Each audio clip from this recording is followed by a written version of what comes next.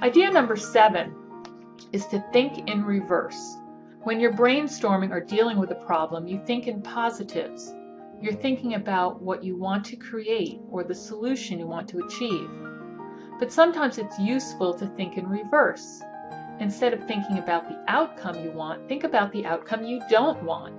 For example, you want to design a product that will solve a specific problem for your customers. One way to find that product is to turn it around and think, what would not help your customers? Sometimes thinking this way helps you better realize the qualities the product needs to have. By focusing on what you don't want to do, you can bring clarity to what you do want to accomplish with your work. Idea 8, deprivation.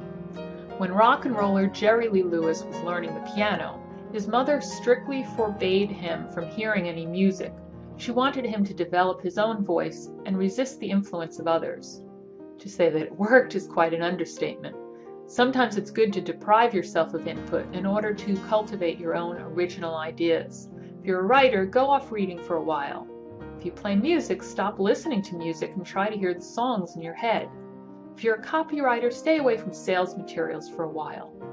Creativity is about producing, and you can't always do that when you're reading, listening, watching, or otherwise taking in information. Our second to last creativity boosting idea is to slow down. Creativity requires you to be observant, and a great way to become more observant is to slow things down. Take any mundane task that you do every day and slow it down to a snail's pace. Make your morning coffee exceedingly slowly, paying attention to each action and motion. Tie your shoes slowly and notice how each lace intertwines with the others.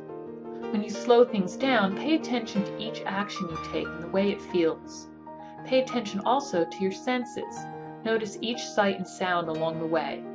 This exercise teaches you to be more observant. Most of us miss great ideas during our daily life because we're used to ignoring so much of what goes on around us. When you sharpen your observational skills, you don't miss anything. And finally, number 10, don't stop at one solution. When most people are trying to reach a solution to a problem, they stop when they have a workable one. The problem is solved and they forget about it. But often pushing further and seeking alternative solutions yields something better.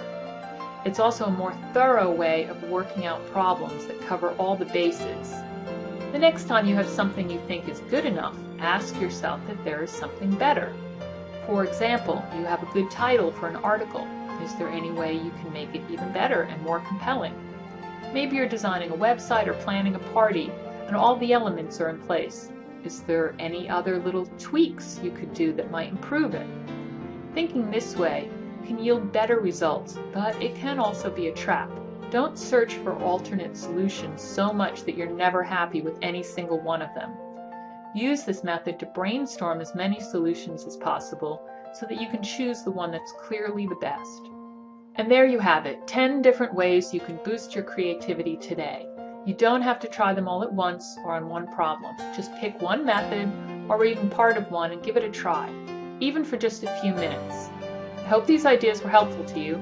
Now, go have some fun with them. And if you need some content to give you a head start, something to work with, come visit us at businesscontentplr.com. Thanks for watching.